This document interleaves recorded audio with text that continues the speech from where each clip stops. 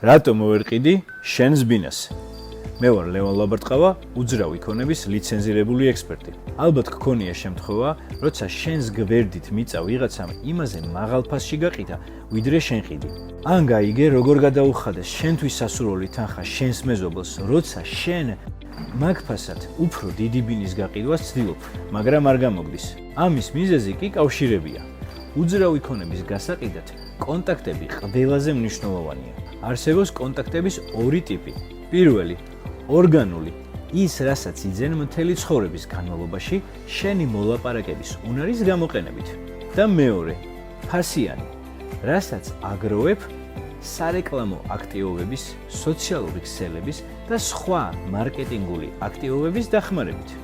ასევე არსებობს მესამე მეთოდიც, როდესაც მიმართავ ისეთ ადამიანს ან ორგანიზაციას, რომელსაც ეს კონტაქტები და კავშირები უკვე აქვს და შენ გიზიარებს გარკვეული საკომისიოს ან პარტნიორობის სანაცვლოდ.